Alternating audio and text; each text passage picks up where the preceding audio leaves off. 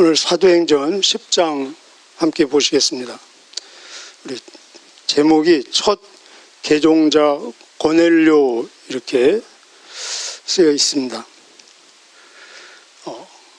사실 첫 개종자가 아니죠. 계속해서 개종자가 있어 왔고 8장에도 에디오피아 사람이 개종했고 9장에도 그 유명한 사울이 개종했고, 그런데 왜 고넬료를 첫 개종자라고 하고 있겠습니까? 어떤 의미로? 이 고넬료는 100% 이방인이고 또 유대를 지배하는 로마 사람입니다. 그리고 그 중에서도 로마 황제에게 100% 충성을 맹세해야 될 군인 간부입니다. 그래서 이 고넬료의 개인적인 회심은 개인 회심의 차원을 넘어서 유대인 또 이방인, 지배자, 피지배자, 모든 인간 세계에 있는 장애, 방해를 극복해서 뛰어넘어서 진짜 땅끝 선교, 세계 선교의 시작점을 알리는 그런 상징적인 역사적인 회심입니다. 그런 의미에서 이 한 개인 고넬료의 개종을 첫 개종이라고 소개하고 있습니다. 또 우리 나중에 15장에 가보면은 교회 역사에서 처음 교회 회의가 예루살렘에서 있었는데 거기에서 결의된 내용은 이 복음은 모든 사람에게 차별 없이 다 열려 있다, 이 선언문을 작성하는데 그 근거로서 오늘 이 고넬료의 회심을 베드로가 소개하는 내용도 나와 있습니다. 1절에서 8절까지는 하나님께서 절대 섭리 가운데 고넬료를 부르시고 은혜를 베풀어서 구원의 길로 인도하시는 그런 내용입니다. 1절에서 8절까지 함께 읽어보시겠습니다. 시작. 가이사랴에 고넬료라 하는 사람이 있으니 이달리아 부데라 하는 군대의 백부장이라.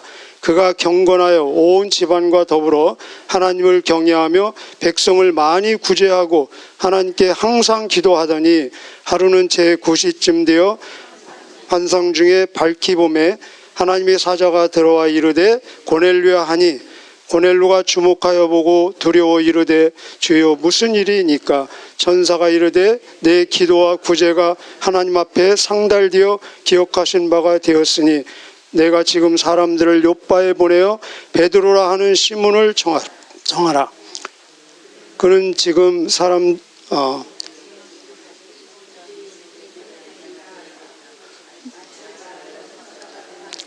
고넬료가 집안 하인들과 보아 가운데 경건한 사람 하나를 불러 이 일을 다 이루고 요빠로 보내니라.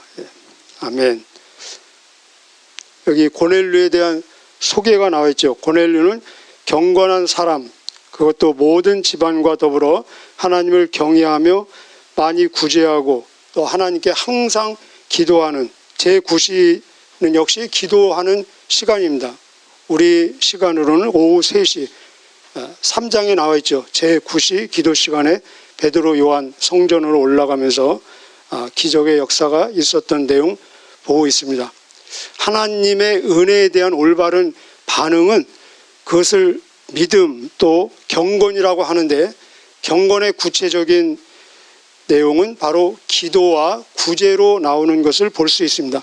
기도는 하나님에 대해서 열려 있는 거죠. 우리가 기도를 통해서, 찬양을 통해서, 또 예배를 통해서, 말씀 묵상을 통해서 하나님과 교제하는 것, 이것이 경건의 내용이라면 또 사람에 대해서 열려 있는 것을 구제라고 여기서 소개하고 있습니다.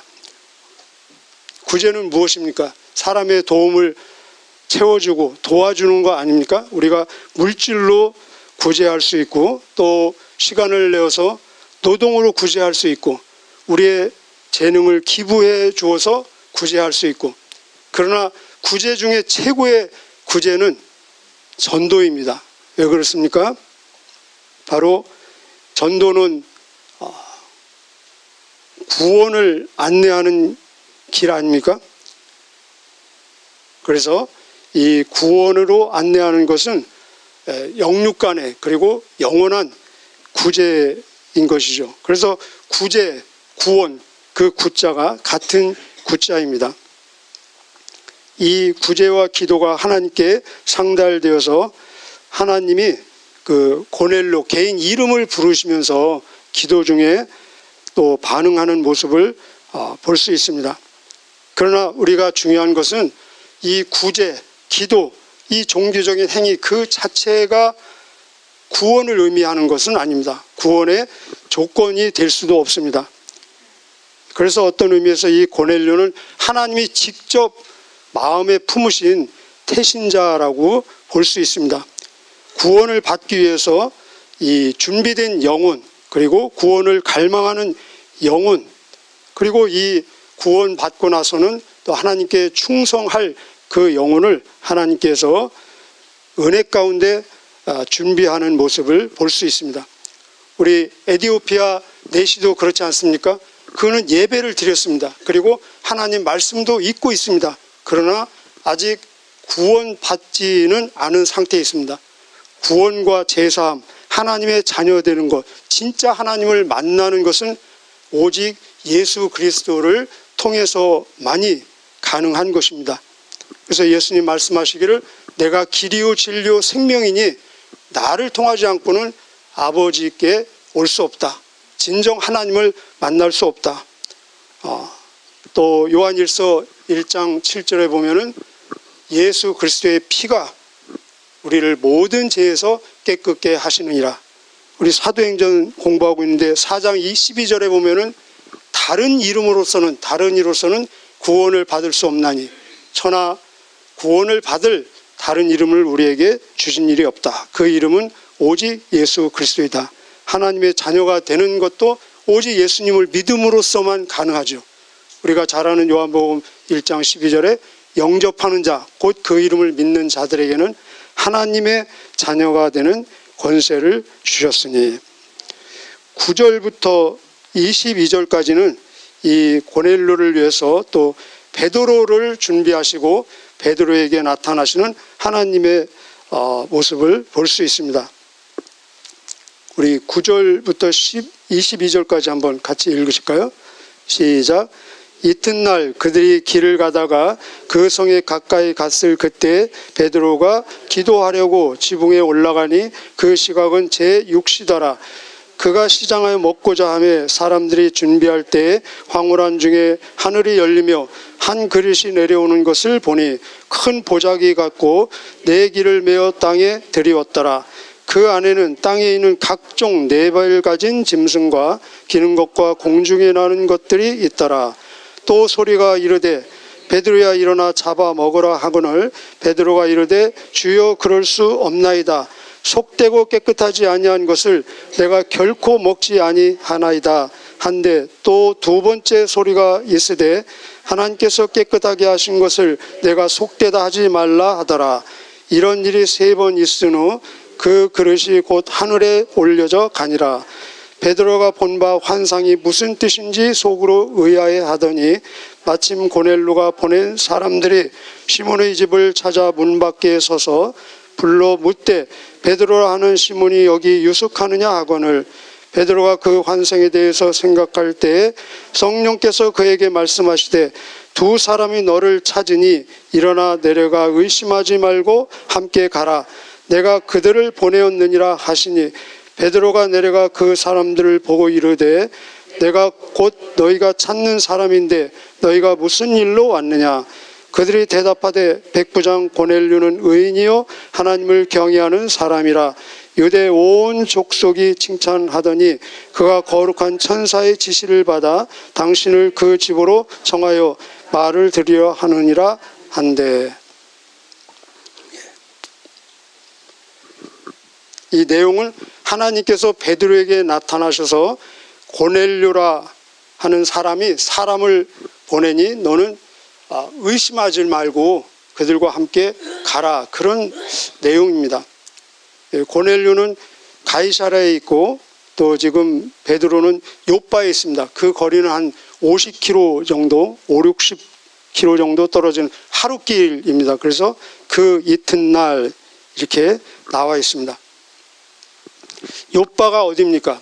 욥바는 우리 그 옛날에 요나 선지자가 이방 선교를 위해서 아스로 니느웨로 가라라는 선교의 사명을 받았을 때 이 욥바에서 다시스로 도망간 그런 장소입니다. 그러나 베드로는 이곳에서 가이사랴로 가는 모습을 볼 수 있습니다.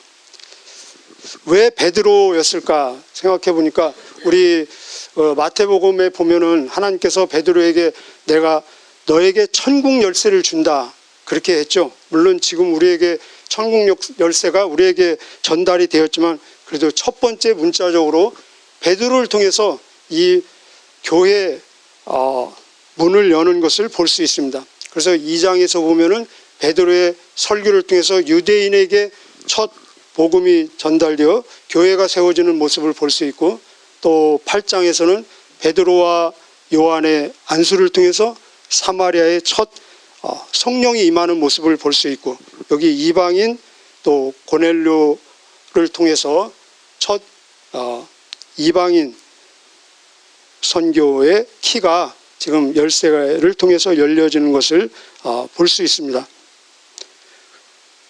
이 고넬료에게 나타난 하나님 그리고 베드로에게 나타난 하나님 공통점은 무엇입니까? 두 나타남 다 기도할 때 나타난 것을 볼 수 있습니다. 고넬료도 오후 3시에 기도할 때, 그리고 베드로도 이 제6시 9절에 보면은 제6시에는 12시입니다. 지금의 12시. 역시 기도하러 옥상에 지붕에 올라갔을 때 하나님께서 나타나는 모습을 볼 수 있습니다. 그렇습니다. 하나님은 우리에게 늘 나타나시고 함께 하시지만 정말 구체적으로 나타나는 시간이 기도의 시간 아니겠습니까? 기도는 무엇입니까? 바로 기도는 하나님을 만나는 시간이죠. 기도는 내가 하나님께 말씀을 드리는 시간이면서 동시에 하나님의 말씀을 듣는 시간 아닙니까? 그래서 기도 중에 하나님께서 우리를 인도하시고 또 지도하시고 진리 가운데 역사하시고, 우리 요한복음 14장, 15장, 16장에 보면은 성령께서 우리를 모든 진리로 인도하시고 말씀을 생각나게 하시고 깨닫게 하시고 그리고 장래일을 가르쳐 주시고, 어떤 때 이런 집중적인 역사가 일어납니까? 바로 기도할 때, 하나님을 직접 대면할 때 이런 역사가 일어난다는 것입니다. 그런데 여기 보면은 고넬료에게 하나님이 나타났던 내용, 베드로에게 나타났던 내용, 지금 누가 더 내용이 깁니까? 베드로가 훨씬 길죠? 그죠? 이 고넬료는 굉장히 단순 명료하게 나타났습니다. 고넬료도 사실은 의문을 제기할 수 있습니다. 어디로 가라고 했습니까? 위에 보면은 무두장이는 동물을 죽여서 그 동물의 가죽으로 가죽 제품을 만드는 직업입니다. 그 당시에 굉장히 천하고 사람들이 기피하는 이 멸시받는 직종이었습니다. 그 로마의 그래도 간부가 거기에 물론 본인이 직접 가는 건 아니지만 사람을 보내도 여기 그렇게 쉽게 갈 장소가 아닙니다. 그리고 또 베드로는 누굽니까? 왜 베드로를 불러와야 됩니까? 라고 물을 수도 있는데 일체 묻지 않고 하나님의 단순하고 직접적인 명령에 다 순종해서 두 사람과 또 경건한 그 종을 보내는 것을 볼 수 있습니다. 그런데 베드로에게 고넬료에게 가라고 하나님께서 설득하는 장면은 지금 굉장히 내용이 깁니다. 이 말은 고넬료보다 베드로를 설득하기가 하나님께서 더 어렵다는 것입니다. 더 복잡한 배경이 있다는 것입니다. 적어도 3번의 단계를 거쳐서 베드로에게 말씀하시며 설득하는 그런 모습을 볼 수 있습니다. 첫 번째 어떤 내용입니까? 베드로가 지금 기도는 하고 있지만 배가 고프잖아요. 그죠? 그래서 베드로가 필요한 그런 이 상황을 사용해서 하늘에서 큰 보자기가 내려오는데 그 보자기 안에는 각종 짐승이 있지 않습니까? 동물들, 또 곤충들, 그리고 새들. 그래서 하나님의 음성이 있기를 잡아 먹으라. 그러면은 사실은 이 고넬료 같이 반응을 했다면은 이해가 되든 안 되든 먹어야 되잖아요. 그죠? 절대 순종 아닙니까? 그런데 베드로는 14절에 보면은 베드로가 이르되 주여 그럴 수 없나이다. 속되고 깨끗하지 아니한 것을 내가 결코 먹지 아니하나이다. 이 보자기 환상, 그것도 지금 몇 번 일어나고 있습니까? 3번 일어나고 있습니다. 3번 반복해서. 베드로는 3번 사건이 많죠. 그죠? 3번 부인한 적도 있었고 또 3번 사랑 고백을 한 적도 있었고. 그래서 이 시청각 교육을 통해서 먼저 그림으로 보여주고 그리고 나서 또 2번째 단계로 이 성령님이 직접 말씀하십니다.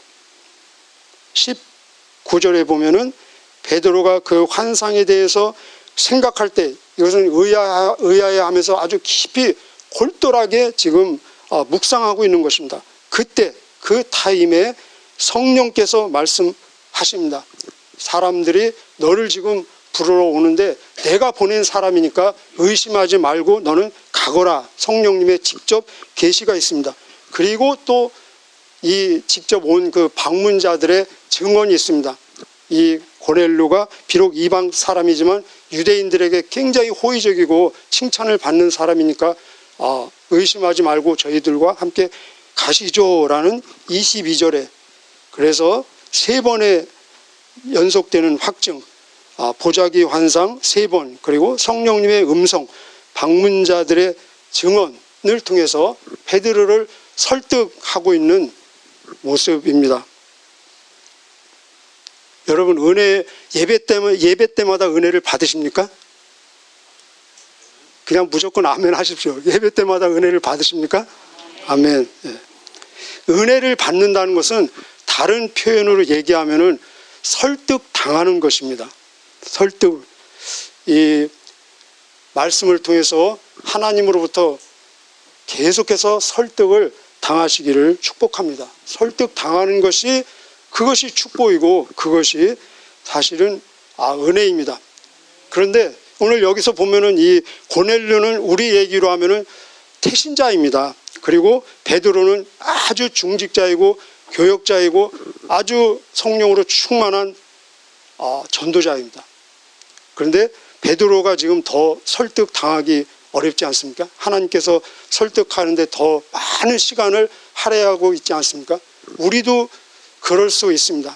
어떤 때는 더 신앙생활 더 오래 한 사람이, 더 중직자가 하나님께 설득 당하기가 어려울 수도 있습니다.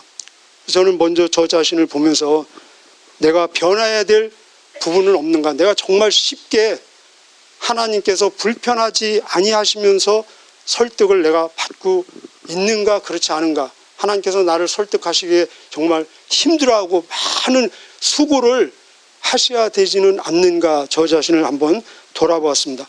그것은 바로 무엇이냐? 바로 기준이 무엇인가? 그래서 베드로 지금 우리 잘 알죠? 성령이 충만해서 얼마나 옛날 사람이 아니잖아요. 완전히 변화된 사람입니다. 그런데 아직도 변화되지 않은 부분, 아직도 변화돼야 될 영역이 있다는 것입니다. 우리 베드로 그 전에 보면은 예수님께서 내가 십자가를 져야 된다 하니까 그럴 수 없습니다. 이렇게 반응했습니다.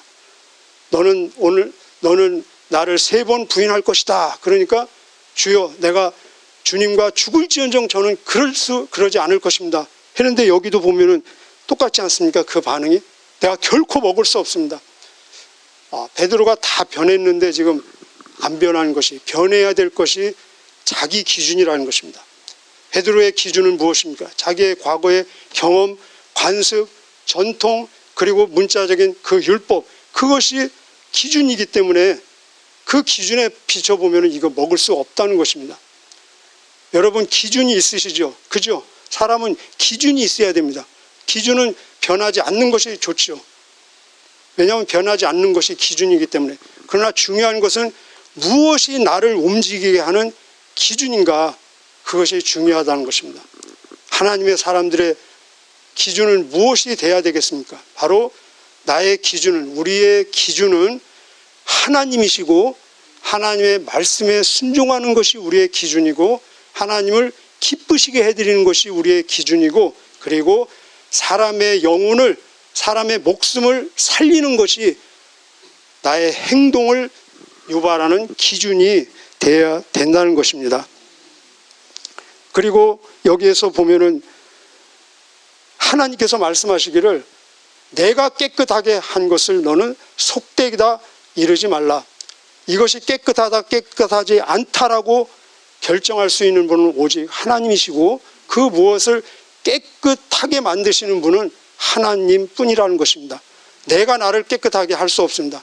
얼굴은 내가 세수해서, 물로 세수해서 내가 내 얼굴을 깨끗하게 할 수 있지만 내 사람 자체, 내 영혼 그 자체는 하나님의 깨끗하게 하시는 역사를 통해서만이 깨끗함을 받을 수 있다는 것입니다. 그래서 우리는 하나님의 깨끗하게 하시는 역사를 기대하고 기도해야 되고, 또 나아가서 나는 다른 사람보다 더 깨끗하다라고 누구도 말할 수 없다는 것입니다.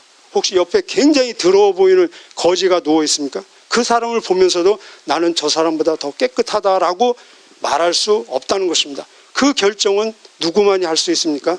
하나님만이 하실 수 있다는 것입니다. 그래서 디모데전서 4장 4절에 보면은 하나님께서 지으신 모든 것은 선하니 오직 하나님의 말씀과 기도로 깨끗하여 지느니라. 기도로, 말씀으로 거룩하여 지느니라.